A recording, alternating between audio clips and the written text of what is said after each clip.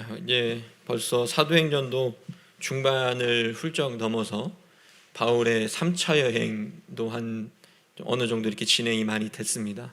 그래서 오늘 이 3차 여행에 대한 말씀을 중에 있었던 말씀을 우리에게 오늘 본문도 보여주고 있는데, 바울이 아덴을 떠나서, 그죠? 아덴에서도 좀 여러 가지 일들이 있었죠. 그 아덴을 떠나서 오늘은 어디에 도착을 하게 되죠? 고린도. 자, 좀 성경의 표현은 조금 이렇게 명칭이 조금 바뀐 부분이 있어요. 코린토스라고 하는 그 아테네, 스파르타하고 좀 인접했던 그런 아주 유럽 쪽이에요. 그쪽에서 이제 바울이 복음을 증거하기 위해서 고린도에 머물게 됐는데, 이곳에서 또 다른 새로운 만남을 만납니다. 누구를 만나게 됐을까요? 오늘 성경에 보면 2절에 보면 누구를 만났어요? 아굴라라고 하는 사람, 그리고 그의 아내 브리스길라. 아굴라와 브리스길라도 바울과 이후에 동행하고 이후로도 계속 바울의 전도의 그 사역을 돕는 아주 귀한 동역자들입니다. 특별히 이들이 같이 생활을 하게 돼요. 바울과 아굴라와 브리스길라가 함께 생활을 하면서 같이 일을 하고, 안식일에는 회당에서 복음을 증거하고 가르치는 일을 했습니다. 그러면 그 아굴라와 브리스길라와 바울과 생업이 같았다는데 무슨 일을 했는지 아세요? 바울이? 무슨 일을 했어요? 오늘 성경에 다 나옵니다. 제가 어려운 질문 안 하고 답이 있는 걸 질문할게요. 무슨 일을 했어요? 천막을 만드는 일을 했습니다.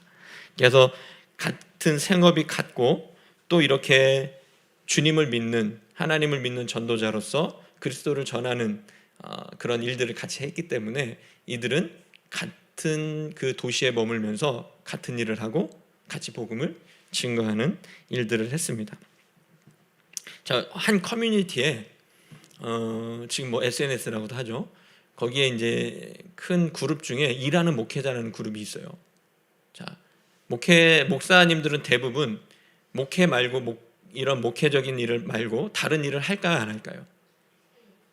해요? 그죠? 하는 목사님들인데 그게 같이 일을 병행하는 이중직을 목사 외에 다른 일을 하는 경우가 많을까요? 아니면 목회만 하는 경우가 더 많을까요?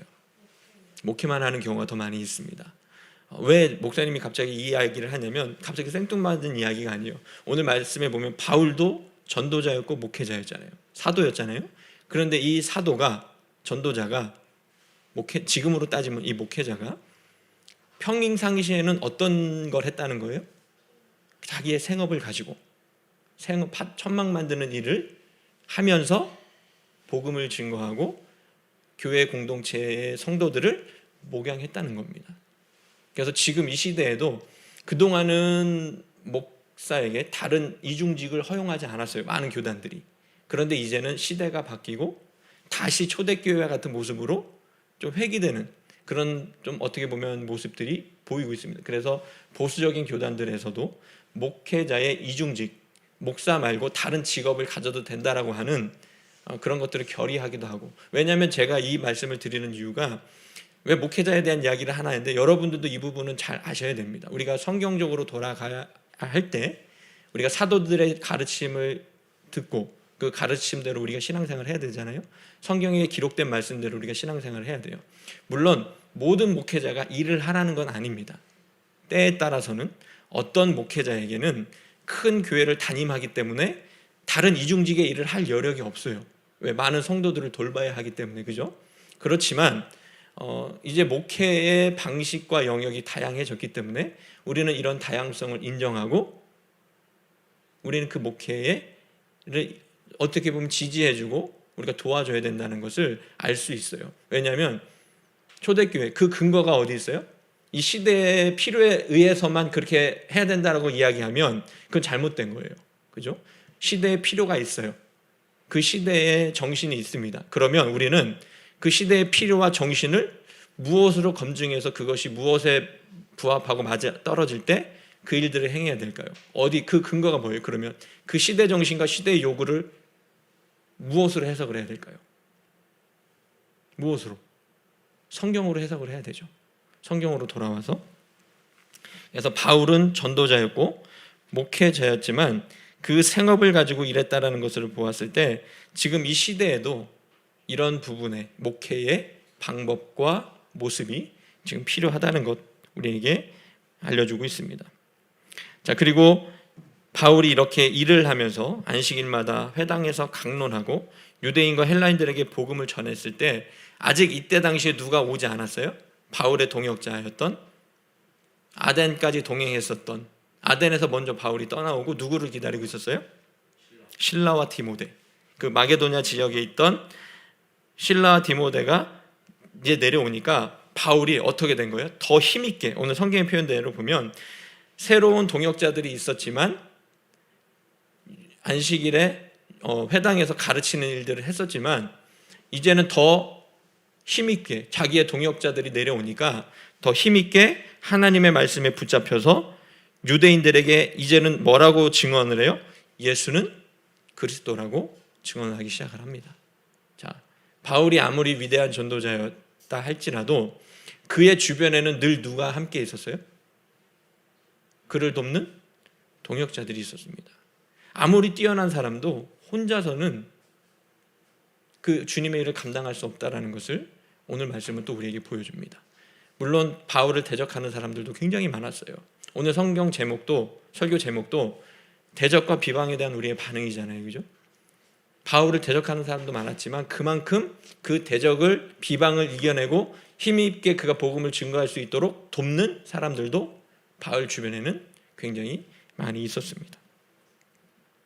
그래서 이제는 바울이 더 그렇게 디모데와 실라가 내려오자 더 힘있게 유대인들에게 예수가 그리스도라는 것, 예수님이 우리의 구원자라는 것들을 증거하니까 그들이, 유대인들이 이제는 어떻게 해요? 그들도 대놓고 대적하고 비방합니다, 바울을.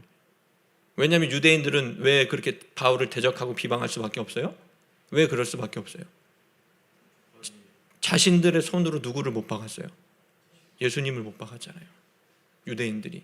그렇기 때문에 그 예수님이 메시아였고 구원자이면 안 되는 거예요. 왜? 그렇게 되면 자기들이 누구를 못 박은 거예요?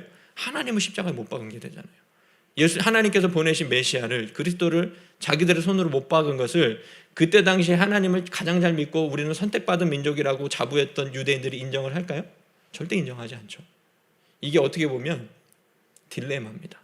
내가 잘 믿고 있다라고 생각할 때 위기가 찾아와요. 유대인들은 자기들이 하나님을 잘 섬긴다고 생각했어요. 잘 믿고 있다고 생각했어요. 우리 민족만이 선택받은 민족이었고 하나님의 택함받은 백성이라고 생각했어요. 그 고정관념에 똘똘 뭉쳐 있었기 때문에 그들은 하나님을 거부했고 그 하나님을 십자가에 못 박아 죽였고 그것을 인정하면 안 되기 때문에 그를 증거하는 사도들까지도 핍박하고 대적하는 모습을 보게 됩니다. 이것이 고정되어 있고 화석화되어 있고 바른 신앙을, 이 교만한 완고한 신앙이 얼마나 무서운가를 다시 한번 성경 우리에게 보여줍니다. 여러분, 내 스스로 내가 잘 믿고 있다라고 생각하고 함부로 다른 사람을 내 기준으로 판단하고 정죄하는 사람들, 그 사람들이야말로 정말 조심해야 될 사람들이에요. 어떻게 하나님 앞에서 내가 바르게 설 수 있을까? 늘 겸손하게 내가 지금 하나님 앞에서 진짜 바르게 서 있는 것인가를 늘 되묻고 기도하면서 겸손하게 하나님의 뜻을 구하는 사람이 진정한 믿음에 있는 사람이지, 이렇게 나는 이미 모든 걸 다 알고 있어, 나는 하나님을 잘 믿고 있어, 이런 사람들 정말 위험합니다. 정말 그런 사람들은 하나님을 대적하는 사람이라고 볼 수가 있죠. 그래서 바울이 이런 대적하는 사람들을 향해서 이렇게 이야기합니다. 뭐라고 얘기하냐면 6절의 말씀 보세요. 옷을 털면서, 툴툴 털면서 이르되 너희 피가 너희 머리로 돌아갈 것이요 나는 깨끗하니 이후에는 내가 이방인에게로 갈 것이다. 자, 바울은 복음을 받아들이지 않고 대적하고 비방한 유대인들에게 더는 미련을 두지 않고 단호하게 말합니다. 왜? 가는 곳곳마다 바울을 대적하고 비방했던 사람은 누구예요? 이방인들은 오히려 유럽인들, 다른 아시아인들, 중동인들은, 유대인이 아닌 다른 민족들은 그 복음을 듣고 받아들였어요. 받아들인 사람들이 많고 오히려 회개하고 돌이키는 경우가 많았습니다. 그런데 유독 유대인들만 완고하게 그 복음을 거부하고 비방합니다. 그러니까 이제 바울이 더는 미련을 두지 않고 단호하게 얘기해요. 자, 옷을 털었다는 것은 무엇을 의미할까요? 그러면 옷을 털었다. 그들 앞에서 내 옷을 막 털었어요. 이것은 뭘 뜻하는 것 같아요? 이제는 너희와 내가 상관이 없다는 뜻입니다. 그러니까 너희와 나의 관계를 어떻게 보면 좀 끊겠다, 정리하겠다, 이런 강력한 표현이에요. 그런데 그리고 이렇게 말하죠. 나는 전하였지만 너희가 듣지 않았을 뿐더러 대적하고 비방하였기 때문에 그에 대한 죗값을 너희가 치르라, 이렇게 이야기한 겁니다. 너희 피값에 대해서 나는 아무 책임이 없다, 이렇게 바울이 이야기한 것이죠. 어떻게 보면 이렇게 이야기한 바울이 목회자로서, 전도자로서 굉장히 매정하고 차가운 사람처럼 보일 수도 있을 것입니다. 하지만 여러분 잘 생각하셔야 돼요. 자신이 할 수 있는 것을 다 하고 자신의 손을 떠난 것에는 미련을 두지 않는 것이 올바른 처사입니다. 바울이 복음을 증거할 수는 있지만 그 유대인들의 마음을 바꿀 수 있을까요? 그럴 수는 없죠. 끊임없이 대적하고 비방하는 그들의 마음을 자기가 어떻게 할 수 없다는 것을 알고 이제는 바울이 나는 내 할 일을 하고 너희들이 받아들이지 않으니 더 이상 내가 너희들과 어떠한 그런 것도 하지 않겠다, 관계를 하지 않겠다, 이렇게 해서 단호하게 이야기하는 것을 볼 수가 있습니다. 그들에게 전하지도 않는 것은, 예수가 그리스도라는 것을 전하지 않는 것은 누구 책임이 될까요? 그러면 바울이 책임이 되겠지만 듣고도 받아들이지 않고 대적한 그들은, 그것은 누구의 책임일까요? 그러면 바울의 책임일까요? 그건 아닙니다. 그들의 책임이고 그들의 몫이 되는 것입니다.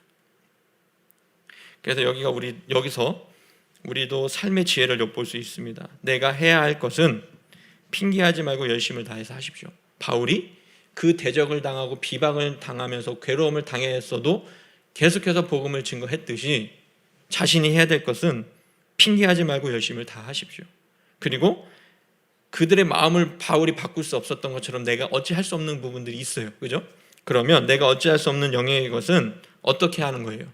그거를 계속 붙들고 마음 아파하고 막 괴로워하고 앞으로 한 발자국도 나가지 못하고 그 자리에서 주저앉고 머물러 있으라는 겁니까? 아니죠. 하나님께 맡기고 나의 걸음을 계속해서 걸어가는 겁니다. 근데 우리는 이것을 거꾸로 하는 경우가 굉장히 많아요. 제가 이 부분에 대해서 설교를 많이 했습니다. 사도행전에는 이와 비슷한 말씀이 많이 나오기 때문에 어떻게 보면 여러분들이 계속 들었던 말을 듣는 것 같고 반복되는 것 같이 들릴 수 있지만 여러분 이거 분명히 잘 기억하셔야 됩니다. 여러분 기본도 안 돼 있으면서 기교를 부리지 말아야 돼요. 우리는 지금 성경에 우리 신앙의 기본에 대해서 듣고 있습니다. 그러다 보면 비슷한 말을 굉장히 반복해서 많이 들을 거예요, 설교 시간에. 하지만 여러분들이 그 부분에 대해서 내가 지금 기본기를 탄탄하게 다진다라는 생각으로 그 말씀을 잘 흡수하고 받아들일 수 있기를 바랍니다. 그래야 그 이후에 봉사도 있고 어떤 기교를 부릴 수 있는 거예요. 기본도 안 된 사람이 기교를 부리면 굉장히 바르지 않은 모습으로 갈 수가 있습니다. 그리고 기초공사가 튼튼하지도 않은데 그 위에 높은 빌딩을 세우면 어떻게 될 것 같아요? 무너질 수밖에 없겠죠. 그래서 우리가 지금 개척교회이기 때문에 우리가 목사인 저도 그렇고 여러분들도 그렇고 성경으로 돌아와서 성경에서 무슨 말씀을 하고 바른 믿음이 무엇인가라는 것들을 진지하게 돌아보고 그 기본, 믿음의 신앙의 기본을 탄탄하게, 기본기를 탄탄하게 다질 수 있는 저 여러분들이 될 수 있기를 간절히 소망합니다. 자, 그래서 우리가 아까 말씀드렸죠. 이것을 거꾸로 하는 경우가 있다고. 그래서 우리가 해야 될 것들을 하지도 않아요. 내가 마땅히 해야 될 것들을 힘들다고, 귀찮다고, 또 나의 능력이 부족하다고 핑계하면서 하지 않은 경우가 많이 있어요. 그러면서 정작 하나님이 하셔야 될 일에만 관심 갖고 자기가 어찌 해보려는 사람들이 있습니다. 왜? 하나님이 하셔야 될 거는 뭐예요? 우리가 하는 거는 계획하고 우리가 무엇을 우리 한다 할지라도 그 걸음을 인도하시고 완성하시는 분은 누구세요? 하나님이시기 때문에 그 결과에 대해서는 우리가 초월해서 초연하게 기다려야 되는데, 하나님께 맡겨야 되는데 그 결과를 내가 자꾸 어떻게 하려는 겁니다. 왜 하나님 안 들어주시냐고. 내가 이 정답 같은 응답을 만들어 놓고 하나님을 그 틀 안에 가두려고 해요. 그거를 들어주셔야지만이 좋은 하나님, 다른 방향으로 인도하시면 하나님 틀렸어요라고 하나님에까지 항변하고 하나님 앞에 따지고 듭니다. 내가 하나님보다 더 지혜로울까요? 아니죠. 하나님이 나보다 나를 더 잘 아시고 가장 좋은 길로 인도하시고 궁극적으로는 구원의 길로 가장 좋은 것을 주시기 위해서 하나님이 지금 나를 내가 원하는 그 방향과 비껴가게도 하시는데 그럴 때 우리는 하나님의 뜻을 받아들이지 못하고 원망하고 불평하고 하나님을 가르치려 들린다 한단 말입니다. 이 신앙의 우선순위와 좌우를 근본을 바꾸어 버리는 이런 모습을 하면 우리는 바른 신앙으로 나아갈 수가 없죠. 다시 한번 여러분에게 분명히 말하자면, 내가 피조물 됨과 하나님이 하나님 되심을 인정하지 않고 그 경계를 모르고 나선다면 우리는 바른 믿음으로 살아갈 수가 없는 것입니다. 자, 이후에 바울은 고린도에서 1년 6개월을 머물면서 하나님의 말씀을 가르치고 복음을 전했습니다. 자, 바울이 이제는 계속 짧은 시간 이렇게 막 돌아다녔잖아요. 그죠? 데살로니가에서는 얼마 안 있어서 그들을 불량배를 동원해 가지고 막 어떻게 하려다 보니까 그곳에 있지 못하고 빨리 피신하고 하는 모습을 보게 되잖아요. 그죠? 그런데 이제 고린도 지역에서는 바울이 얼마 동안 머물면서 목회를 했어요? 가르치고 얼마? 1년 6개월. 굉장히 오래 머물면서 그곳에서 목회를 합니다. 그리고 바울이 그 고린도를 떠났을 때 고린도 교회에 어려움이 닥친 것을 알고 바울이 뭘 썼어요? 편지를 썼잖아요. 그게 뭐가 되는 거예요? 고린도 전서와 고린도 후서가 되는 겁니다. 바울이 기록했던 편지가 성경으로 기록되어서 지금까지 우리에게 전해져 내려오는 것이죠.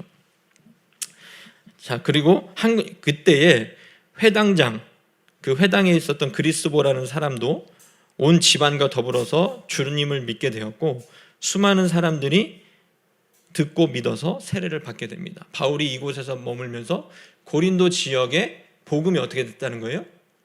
충만하게 됐다는 것이죠. 많이 퍼졌다는 겁니다. 이 어떻게 보면 그리스 로마의 꽃을 피웠던 코린토스, 사실은 이 고린도라는 지역이 당시에 스파르타라고 하는 도시국가가 워낙 강성해서 빛을 못 봐서 그렇지 거의 2인자 같은, 항상 육상의 2인자예요.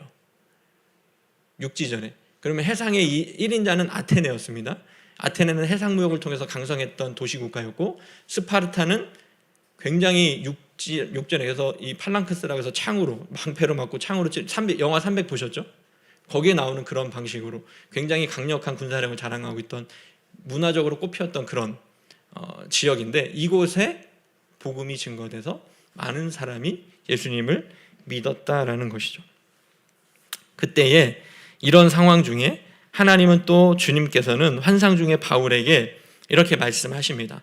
바울이 그동안 많은 대적, 여기서도 대적을 자들이 많고 하니까 좀 마음이 힘들었을 거잖아요. 그러니까 주님이 환상 중에 바울에게 힘을 주시는 모습을 볼 수 있어요. 9절에서 10절입니다. 중요하니까 함께 읽어보겠습니다. 두려워하지 말며 침묵하지 말고 말하라. 내가 너와 함께 있음에 어떤 사람도 너를 대적하여 해롭게 할 자가 없을 것이니 이는 이 성중에 내 백성이 많음이라 하시더라. 아멘. 주님께서도 분명히 말씀하셨죠. 이 성중에 누가 많다는 거예요? 내 백성, 그리스도인들이 많다. 그러니까 너는 두려워하지 말고 침묵하지 마라. 왜? 사람이 지지받고 칭찬받으면 더 고무가 돼서 용기가 업돼가지고 오버해서 막 더 잘하잖아요. 그죠? 그런데 못한다고 면박받고 공격받으면 어떻게 될 것 같아요? 위축되잖아요. 바울도 사람인지라. 그러다 보니까 주님께서 환상 중에 나타나셔서 이렇게 말씀하시는 겁니다. 두려워하지 말아라. 너를 대적하고 비방하는 사람들이 있지만 두려워하지 말아라. 그리고 침묵하지 마라. 복음을 계속 전하라는 겁니다. 내가 너와 함께 있어서, 무책임하게 그렇게 던져놓으신 게 아니라 주님께서 뭐라고 말씀하시는지 보세요. 내가 너와 함께 있기 때문에 어떤 사람도 너를 대적해서 해롭게 하지 못할 것이다. 내가 너를 지킬 것이다. 이렇게 말씀하시는 거죠. 하나님은 우리에게 이 세상 가운데로 나아가라 하실 때, 우리에게 어떤 사명을 맡겨주실 때 그것을 우리에게 그냥 던져놓고 방치하시고 모른 척 하시는 분이 아니십니다. 그럼 어떻게 하신다는 거예요? 내가 너희와 함께 있어 그 일들을 감당할 수 있도록 도우시고 보호해 주신다라고 약속해 주신 거예요. 이게 바울에게만 주신 약속일까요? 성경에 보면 많은 믿음의 사람들에게 주신 약속입니다. 저와 여러분들도 하나님을 믿는 믿음의 사람인 줄로 믿습니다. 그렇기 때문에 이 약속을 믿으셔야 돼요. 우리의 삶 가운데 어려움이 있다 할지라도. 바울은 가는 곳마다 그를 대적하고 방해하는 사람들이 있었기 때문에 지칠 만도 했을 겁니다. 그러나 그는 지치지도 않고 최선을 다해서 사명을 감당합니다. 그 이유가 여기에 있죠. 그는 성령으로 충만했고 주님께서 날마다 주시는 환상과 응답으로 주님의 뜻을 알았기 때문입니다. 그리고 또 앞에서 이야기했던 그를 돕고 지지해주는 동역자들이 항상 바울과 동행하면서 도왔기 때문에 바울은 지치지 않고 복음을 증거할 수 있다는 것을 볼 수가 있죠. 우리는 말씀을 통해서, 특히 사도행전을 통해서 사도들의 가르침과 그들의 행적을 통해 바른 믿음이 무엇이고 그 믿음을 가지고 이 땅에서 어떻게 살아가야 하는지를 분명하게 알 수가 있어요. 이 귀한 말씀 속에서 우리의 믿음도 바르게 세워져 갈 수 있기를 소망합니다. 또한 그 믿음이, 우리의 그 바른 믿음이 우리의 삶 가운데 실현될 수 있기를 소망합니다. 오늘은 이 말씀을 통해서 대적하고 비방하는 사람들에 대한 사도 바울의 반응을 보았고, 그가 그런 상황 가운데에서도 두려워하지 않고 침묵하지 않은 것을 보아 알게 되었습니다. 그리고 하나님은 바울과 함께 하셔서 어떤 사람도 너를 대적해서 해롭게 할 자가 없을 것이라고 말씀하셨는데, 이 말씀을 잘 해석하셔야 돼요. 하나님이 함께 하셨기 때문에 대적하는 사람들이 없어졌다? 그 사람들을 하나님이 없애버리셨다, 이 뜻일까요? 아니죠. 여전히 그런 사람들은 어때요? 있다는 겁니다. 하지만 그들이 대적해서 해롭게 하지 못한다는 겁니다. 그들이 나를 어찌하지 못하도록 지키고 보호하신다는 거예요. 그렇기 때문에 그 대적하는 사람들을 만나고 대면하는 것은 누가 해야 되는 거예요? 내가 해야 되는 것이죠. 그리고 그들과의 관계 속에서 아무리 그런 사람들이라 할지라도 똑같이 저주의 말을 퍼붓는 것이 아니라 주의 사랑으로 그들에게 다가가야 되는 것이죠. 그리고 그들이 나를 어찌하지 못하도록 하시는 것은 누가 하시는 거예요? 하나님이 하신다는 겁니다. 이거를 분명히 아셔야 돼요. 내가 해야 될 것과 하나님이 하셔야 될 것. 그래서 우리가 우리의 삶 가운데서도 여러분의 우리를 대적하고 비방하는 자들이 있으나 여러분 두려워하지 마십시오. 집사님도 혹시 집사님 삶 가운데 힘들게 하고 어떻게 보면 대적하고 비방하는 사람들 많이 만나보셨죠? 우리 강선도님도 사업을 하시다 보니까 또 지금까지 이렇게 40년 넘게 살아오시다 보니까 나이를 밝히면 안 돼. 살아가시다 보니까 그런 사람들 많이 만나보셨잖아요. 그럴 때 두려워하지 마십시오. 하나님이 그들보다 더 강하십니다. 하나님이 나를 지키고 보호해 주십니다. 비록 그 사람을 지금 당장 내 눈앞에서 사라지게 하시지 않고 그를 쳐내버리지 않는다고 하셔도 그들과의 대면에서 관계 속에서 담대하십시오. 두려워하지 마십시오.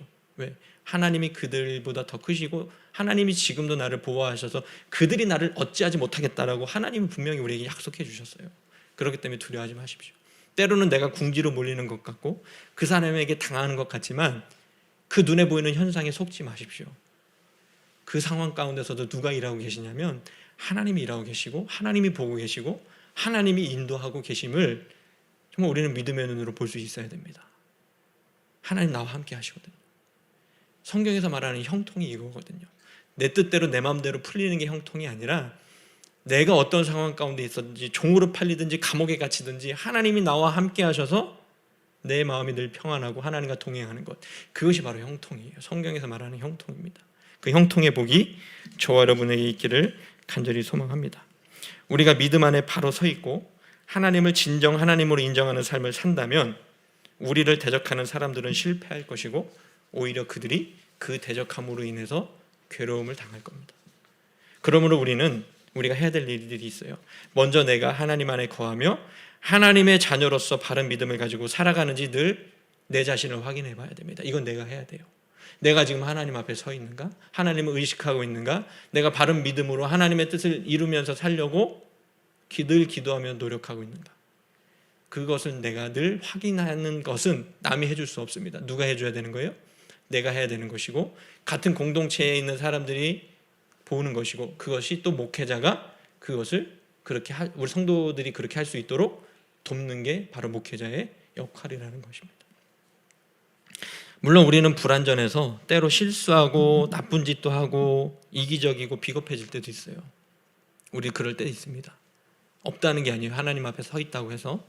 그러나 우리의 중심이 하나님 안에서 바로 서 있기를 원하고 그렇게 살기 위해서 끊임없이 성찰하고 노력한다면 하나님이 우리와 함께 하셔서 인도하시는 놀라운 삶을 경험할 수가 있게 되는 것이죠. 자, 우리가 정말 내가 이런 믿음으로 살아간다면 우리의 삶에 오서 오는 그런 어려움들이 아무것도 아님을 여러분들이 깨닫고 여러분들이 용기를 가지고 담대하게 나아갈 수 있을 것입니다. 혹여 여러분 주변에 여러분을 괴롭게 하고 대적하는 사람이 있다면 그들의 말과 행동에 집중하지 마시고 그 괴로운 상황에 집중하지 마시고 먼저 자신을 돌아보고 하나님과의 관계를 다시 진지하게 돌아볼 수 있기를 바랍니다. 진정 하나님이 나의 하나님이셨는지 아니면 내가 하나님의 주인 노릇 했었는지 말입니다. 그럴 리는 없겠지만 혹시라도 내가 하나님의 주인 노릇 하듯이 신앙생활하고 있었다면 여러분을 대적하는 그들이 오히려 제대로 된 사람일 수 있어요. 바른 믿음 안에 서 있지 못했는데 나를 대적하는 사람이 있다. 내가 엉망인데 나를 대적한다. 그러면 그 사람이 잘못된 걸까요? 내가 잘못된 걸까요? 그 사람이 제대로 된 사람일 가능성이 있어요. 그렇기 때문에 늘 겸손한 마음으로, 겸비한 마음으로 나를 대적하는 사람에게 먼저 주목하지 마시고 그런 일이 있을 때 나를 돌아볼 수 있는 저 여러분이 되실 수 있으면 좋겠습니다. 다른 사람 탓, 환경 탓하지 마시고 자신을 돌아보아 내가 정말 하나님 앞에 진실하게 서 있는지를 먼저 돌아보십시오. 그것이 성숙한 신앙인의 자세이고 하나님이 인도하시는 복된 인생들입니다. 기도하겠습니다.